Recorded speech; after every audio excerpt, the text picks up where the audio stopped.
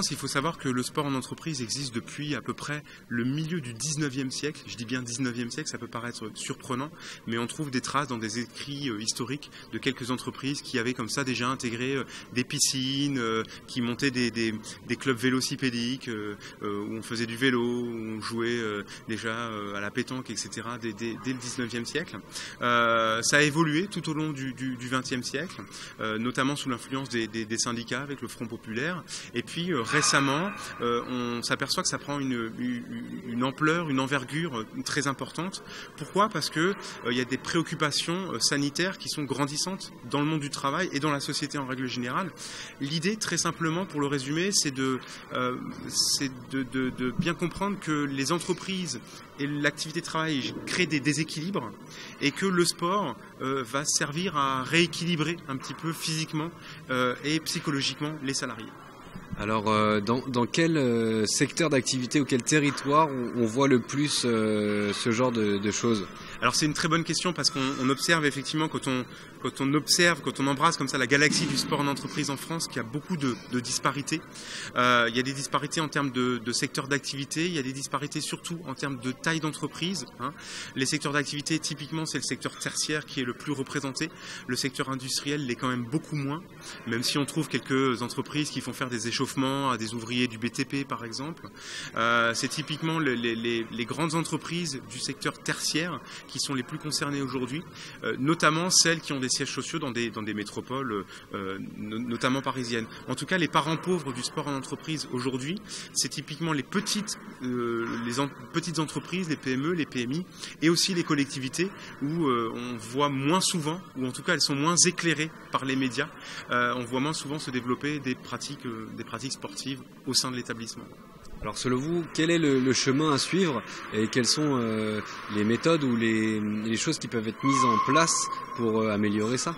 Alors il y a plusieurs évidemment techniques, il y a plusieurs astuces qui sont destinées à promouvoir le sport dans l'univers du travail. Il y en a des très complexes, il y a des entreprises qui se payent des salles de fitness, etc., ou des piscines, comme chez Total à la Défense, mais je crois que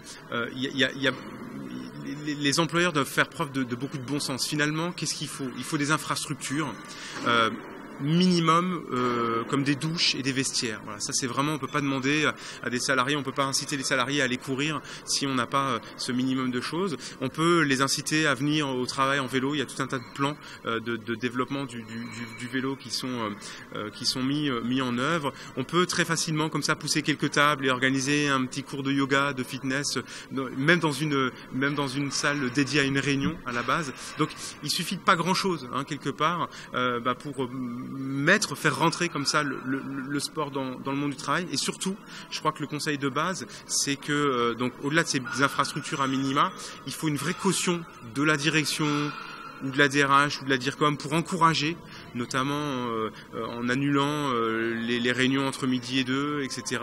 Et puis je pense qu'il faut aussi tout simplement adapter les pratiques sportives à des salariés qui sont pas forcément tous sportifs, quoi. Enfin, donc le rugby c'est très bien tout ça, mais plus l'activité est adaptée aux besoins de chacun, et mieux elle sera intégrée au sein de l'univers du travail.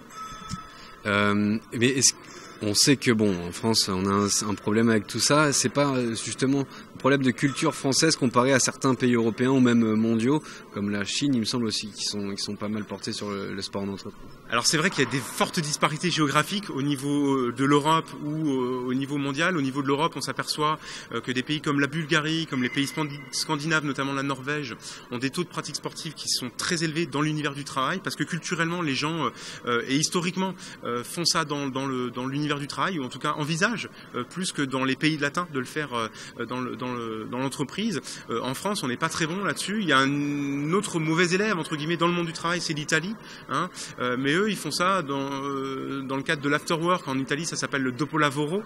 Donc c'est vraiment en dehors de l'espace de travail que c'est réalisé. Alors vous citiez la Chine, effectivement, ce sont des très bons élèves. Il y a énormément de Chinois qui font partie, par exemple, de la Fédération chinoise de sport en entreprise. C'est plusieurs millions de Chinois, alors qu'en France, là, ça se compte en dizaines dizaines de milliers seulement. Et puis, l'exemple qu'on cite souvent, ou que les médias aiment à citer, c'est évidemment les États-Unis, ou quand vous allez dans des entreprises comme comme Google, comme Facebook, etc., comme Dropbox, installés au cœur de la Silicon Valley. Alors là, c'est Disneyland, quoi. Enfin, c'est une kermesse. Les salariés peuvent quasiment tout faire, hein. Ils ont des terrains de beach volley, ils ont des piscines, on leur offre quasiment toutes les pratiques sportives imaginables. Après, quand on observe de plus près, on s'aperçoit que finalement les salariés les fréquentent assez peu, tout simplement parce qu'ils ont quand même énormément de boulot à côté. Et ça, les médias oublient souvent de le dire. Est-ce que c'est aussi c'est pas un problème que les Français ou les Latins, comparés aux Baltes et aux Scandinaves, pensent le sport comme un loisir et non comme quelque chose lié au travail? Il y a cette coupure-là que les Français aimeraient peut-être... Je pense que c'est un problème parce qu'on imagine dans la culture latine, franco-française, qu'il doit y avoir par principe, et là aussi il y a une explication historique, une césure entre les activités professionnelles, hein, l'identité aussi professionnelle, hein, je viens en costume, etc., et l'activité des loisirs, hein, qui est considérée comme étant justement autre chose que du travail, quoi. Enfin, ça a longtemps été considéré comme quelque chose de oisif. Hein, les représentations sont ainsi faites qu'on imagine mal encore en France la fusion entre les deux, quoi. Et ça reste possible, moyennant quelques aménagements dont on vient de parler. Et en tout cas, ce serait tout à fait intéressant pour les citoyens, les salariés eux-mêmes, hein, et aussi pour les entreprises, parce qu'il a été démontré à travers tout un tas d'études qu'un salarié, mais un citoyen de manière générale, qui pratique de manière assidue une activité sportive, même modérée, c'est quelqu'un qui est moins sujet à l'absentéisme, donc c'est quelqu'un qui va de toute façon, quelque part, être plus productif, donc plus intéressant pour l'entreprise. Dernière petite question, quelles sont vos attentes au sorti de cette séance, de cette première séance d'Université européenne du sport? Qu'est-ce que vous attendez justement? Je crois que le principe, je crois qu'il faut remercier l'UFOLEP d'organiser ces universités européennes du sport. Je crois que le principe, c'est de permettre un échange de bonnes pratiques, de concepts, d'observations qu'on a pu faire les uns et les autres à droite et à gauche. L'idée, c'est de l'ouvrir à l'échelle de l'Europe. Moi, j'ai, à titre personnel, trop été focalisé sur le cas français. Je crois qu'on a beaucoup à apprendre de nos partenaires européens. Et voilà, c'est ce mélange de cultures qui peut nous ouvrir un petit peu l'esprit, nous laisser voir que voilà, à Strasbourg, qui est une des plus grandes villes cyclables de France, il y a peut-être des choses à exporter.